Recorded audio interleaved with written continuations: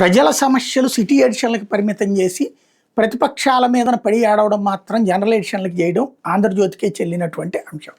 ఇందులో గుణపాఠం నేర్పుతారా, private corporate స్కూల్స్లో ఫీజులు కట్టడానికి కార్యాచరణ ఎప్పుడు, బుక్స్ యూనిఫామ్ విక్రయాలకు చెక్ పడేనా, కోరలేని ఫీజుల నియంత్రణ కమిటీ, ఉపయోగం లేని తల్లిదండ్రుల కమిటీలు, గుర్తింపు పొందిన పాఠశాల జాబితా ప్రకటించేనా, చెత్తబొట్ల విద్యా హక్కు చట్టం ప్రవేశాలు, నిబంధనల ఉల్లంఘనపై బెత్తం పట్టని విద్యాశాఖ, 4 రోజుల్లో పాఠశాల పునఃప్రారంభం.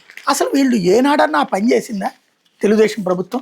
కార్పొరేట్ విద్య, ప్రైవేటు విద్యను ప్రోత్సహించి వాళ్ళు ఇష్టం వచ్చినట్టు ఫీజులు పెంచుకునేటందుకు అవకాశాలు ఇచ్చి అంతా అయిపోయాక ఒక పావలా తగ్గించి అదిగో మేము తగ్గించామని చెప్పింది ఎన్ని సంవత్సరాలు, ఎన్ని దశాబ్దాలు.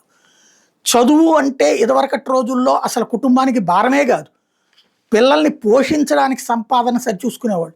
అట్లాంటి స్టేజీ నుంచి ఇవాళ చదువు కోసం, వైద్యం కోసం మాత్రమే సంపాదించాలి, అప్పులు చేయాల్సి వస్తుంది, ఆస్తులు అమ్ముకోవాల్సిన పరిస్థితి వస్తుంది.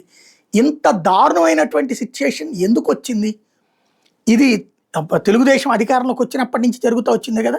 ఇవాళ చూడండి, నారాయణ గారికి ఎన్ని వందల కోట్లు, ఆయన ఇంతకు ముందు ఉద్యోగం ఏంటి? ఇప్పుడు భాష్యం ప్రవీణ్ గారికి ఎక్కడే, అది భాష్యంకి సంబంధించిన రామకృష్ణ గారికి 700 కోట్ల ఆస్తి అధికారికంగా చూపెట్టాడు. దగ్గర 70,000 కోట్ల ఆస్తులు ఉంటాయి. ఎక్కడి నుంచి వస్తున్నాయి ఇవన్నీ కూడా? విద్యార్థుల చెమటే కదా, విద్యార్థుల తల్లిదండ్రుల చెమటే కదా. విజయ్ని చూసి సిగ్గు తెచ్చుకోవద్దు. నిన్నగాక మొన్న అధికారంలోకి వచ్చినోడు ఫీజులు ఎట్లయితారే ప్రతిదానికి ఎంఆర్పి రేట్లు వేస్తున్నారు కదా, ఫీజులకు కూడా బోర్డు పెట్టండి అని చెప్పి ఆదేశించాడు. మనం అతన్ని చూసి నేర్చుకోవాలా, మనల్ని చూసి అతన్ని నేర్చుకోవాలా అన్నది సిగ్గుంటే మన మీడియా రాయాలా?